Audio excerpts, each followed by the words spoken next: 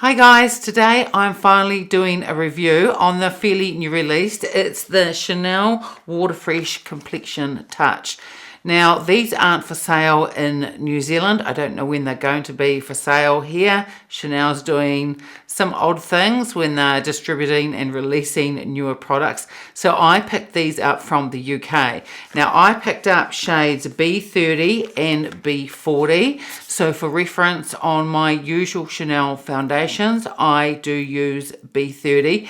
And when I was looking at some other videos and I had already ordered these, I thought, oh, the B40 is going to be too dark for me. But what I've ended up doing is actually mixing the B30 and the B40 together. And for me, it's a perfect shade. So these complexion touches have 20 mils of product, unlike the usual 30 mils, and that's because they refer to them as a complexion touch. So you could use it just as a concealer or all over as a foundation. For me personally, this isn't really enough coverage for me for a concealer, but if you're someone lucky enough not to have too much discoloration under your eyes and other areas of your face, then yes, I think this would be a really lovely concealer. Now, because I've been able to try this out for at least 5 or 6 days, I really know how this works. And to be honest, initially I did find this a little bit fussy to make it wear throughout the day for me. I found that the water tint is just much less of a fuss to put on, and I absolutely love that. Now that I've got this to work, I do think it gives a really beautiful finish. So those of you that haven't watched my other videos, I am 52 years old. I'm going to be 53 very soon. I have very oily skin, and here in New Zealand it is winter at the moment, so we haven't got the humidity and it's a lot cooler days, which means that I can wear a lot more foundations. And this foundation, I would say, definitely has a dewy type of finish. And even though it is winter here, I do find that I need this to be powdered down so I can get the wear out of it, and so it lasts a good 8 or 10 hours. So I've done all my skincare for the morning, and I haven't got any primer yet because I want to have a chat about the primers. I had to use 2 or 3 different ones that I've got to figure out which one for me was the best and made it wear really well during the day. Because with a couple of the other primers, I did find that it moved around my face a bit, especially around the nose area. So the primers that I've tried with this complexion touch is the fairly newly released. It was released this year anyway. It's the Hourglass Vanish one. Absolutely love this primer. You can see how much I've used of it. I'm going to have to buy another one soon. I also used the Tom Ford Traceless Soft Matte Primer. This one is a little bit more matte than the Hourglass one, so I tried that one as well. And I also tried the Milk Hydro Grip Primer. This is the primer that I think works the best with this complexion touch. So this is the one that I'm going to wear today. The next best one probably is the Tom Ford Traceless Soft Matte Primer. I found that it moved around a little bit with the Hourglass one, and I'm not sure what the reason for that is, because that Hourglass one works beautifully with all the other foundations that I've got. So I'm just going to do 1 pump of the Hydro Grip Primer and just pop this on. And for some reason, this just works the best when applying this foundation. So once I've put this on, I'm just going to let it sit down for a minute. So here are the complexion touches. This one is in B40 and this one is B30. And like I was saying earlier, when I mix them both together, I think for me that is the perfect shade. And they do come with these little brushes as well. I haven't used them. They do feel quite soft, and I think if you use this product as a concealer under your eyes or just over certain parts of your face, I think those brushes would be perfect for that, because you could pinpoint the application and I think it would blend in really beautifully. The other thing that I've tried out with this complexion touch is different ways of applying it. I've applied it so straight on my face and blended it with my fingers. I didn't think that worked very well. I've tried it with a beauty blender. I didn't think that was that great either. What I think works the best, and this is just for me, and I've been using a synthetic brush, and I use the BK Beauty 101 brush, and I find that has been working the best. And what I do is I break down the product on my hand, and I either apply some to my face and then blend it out using the brush, or I dab the brush directly into the product and then apply it to my face that way. So what I'm going to do is I'm going to put a pump or a little bit of the product on my hand, each shade, and just show you the difference. There is quite a big shade difference, so it would have been good if Chanel had done maybe 1 or 2 shades in between the B30 and the B40. So here is the product with the pigment broken up. So this is B30. And this is B40, and that is a huge difference in shade range between the two. But like I said, both mixed together I think is just right for my skin. I have used B30 just on its own, and I think that looks okay too, but I just get a little bit more warmth mixing in the B40, and I just think it looks really beautiful. I have used the B40 also on its own, and just by itself that is just a little bit too dark. So what I'm going to do is I'm going to put one more pump on my hand of each shade, and then I'm going to mix both together. So this is what it looks like before it's broken up. You can see in the middle here where I've put the 2 pumps together. So it's not quite as runny as the water tint, and because of that I didn't think it would be as dewy as what it is, but I think it has more of a dewy finish than the original tint does. So I'm just mixing both of these up. And I know for some people they say applying it directly to the face and even then breaking up the pigment seems to work quite well for them, but I just find breaking it up on my hand first and then applying it, that seems to work the best. So this is the BK Beauty, this is the 101, and I just sort of stipple it in. So I've only put a little bit on at the moment. And like I said, sometimes I just dab the brush straight into the product and then apply it like that. I think this gives a really beautiful finish now that I've figured out how to do it.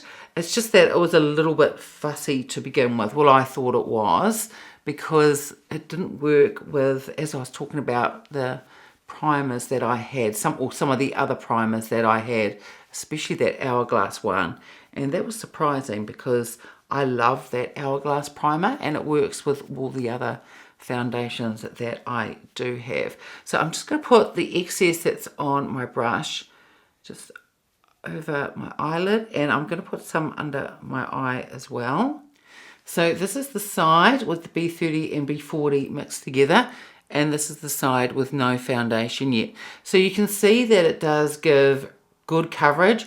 I would say it gives medium coverage. It's not a strong medium, but I do find that this also builds really beautifully as well. So now I'm just going to do the other side. So that's with all the foundation on, and you can see in the mirror and when I look to the monitor as well, you can see how shiny this foundation is. It definitely has a dewy look to it, and this definitely needs to be powdered down, especially with my oily skin.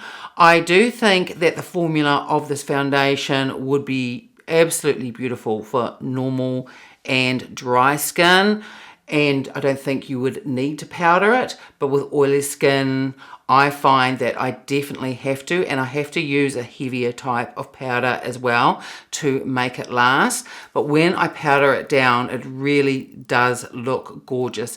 And throughout the day, a little bit of my oils do come through, but it doesn't look as shiny as this. It just gives a really beautiful, just a soft glow once my oils come through.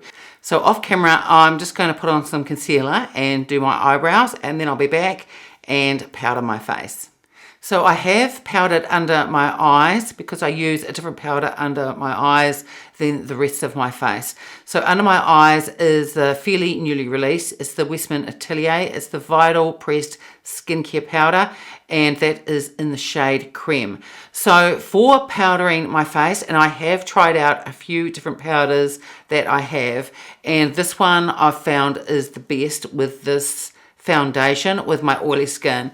And it is the Chanel Natural Finish Loose Powder. This is in B30. I also have this in translucent, but lately I've been tending to reach for the B30. So there's already a bit of powder in there, but what I'll do is just pour that into the cap. Now I washed some of my makeup brushes last night, and normally I reach for the Lumiere brush because it's a little bit more dense, especially when I want to apply a bit more powder. But I have got this one, and this is the Hourglass brush. This is the #1, and this is a really good brush too for putting in powder.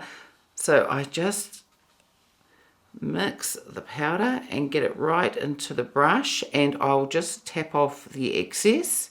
And I've just found that this powder, because it's a slightly heavier powder than the other ones that I have, it just helps keep this foundation more matte, and it doesn't go to a flat matte, especially after I've been wearing it for about half an hour or so. Some of my natural oils come through just very slightly, and then I think it just gives a really beautiful finish. So the other powders that I've tried is the Sisley powder, and I've also tried the Prairie. It's the Skin Caviar Loose Powder, which I absolutely love. But when I tried it with this Complexion touch, it just did not keep it matte enough.